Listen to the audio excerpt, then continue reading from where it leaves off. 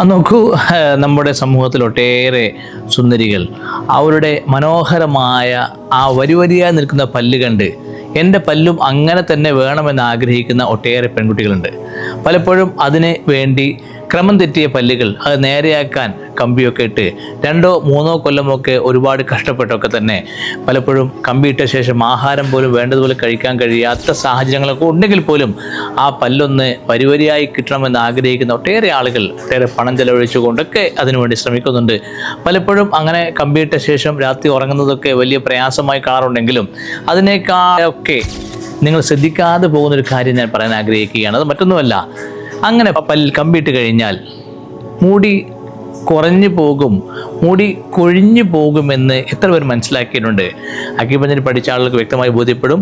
കാരണം പല്ലും മുടിയും തമ്മിൽ വല്ലാത്തൊരു ബന്ധമുണ്ട്. പല്ലിൽ നമ്മൾ എന്ത് ചെയ്താലും അത് മുടിയെ ബാധിക്കുമെന്ന് പലരും മനസ്സിലാക്കാറില്ല.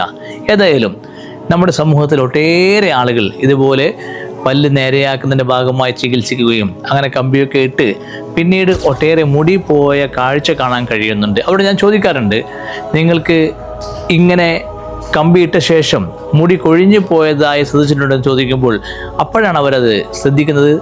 എന്ന് വെച്ചാൽ പല്ലിന് കമ്പിയിട്ട ശേഷം മുടി കൊഴിഞ്ഞു പോവുകയും പിന്നീട് മുടി നേരെയാക്കാൻ വേണ്ടി ഒരുപാട് പണം ചെലവഴിക്കുകയും ചെയ്ത ശേഷം ഒക്കെ തന്നെ അത് തിരിച്ചു കിട്ടാത്ത ഒരു ദുഃഖം അവരെ പ്രയാസപ്പെടുത്താറുണ്ട്. ഏതായാലും ഞാൻ അവരോട് ചോദിക്കാറുണ്ട്, ഇങ്ങനെ മുടിയൊക്കെ കൊഴിഞ്ഞു പോകുമെന്നുള്ളത് നിങ്ങൾക്ക് മനസ്സിലായിരുന്നെങ്കിൽ നിങ്ങൾ പല്ല് നേരെയാക്കാൻ വേണ്ടി ഇങ്ങനെ കമ്പിയിടുമായിരുന്നു ചോദിക്കുമ്പോൾ ഒരിക്കലുമില്ല എന്നാണ് പറയാറുള്ളത്. ഏതായാലും ഞാൻ എൻ്റെ അഭിപ്രായം പറയാൻ ആഗ്രഹിക്കുകയാണ്. പലപ്പോഴും ഇങ്ങനെ ചെയ്യുന്ന പ്രവൃത്തികൾ മുടി കൊഴിഞ്ഞു പോകാൻ സാധ്യതയുണ്ട് ഞാൻ അഭിപ്രായം പറയുമ്പോൾ നിങ്ങൾ എൻ്റെ വാക്ക് വിശ്വസിക്കേണ്ട. നിങ്ങൾ ശ്രദ്ധിക്കൂ, ഇതേപോലെ കമ്പിയിട്ട ആളുകളെ നിരീക്ഷിക്കൂ. ഒട്ടേറെ ആളുകൾ സ്ഥിരമായി പറയുന്ന ഒരു ഖേദമാണ് മുടി ഒരുപാട് നഷ്ടപ്പെട്ടു പോയി എന്നുള്ളത്.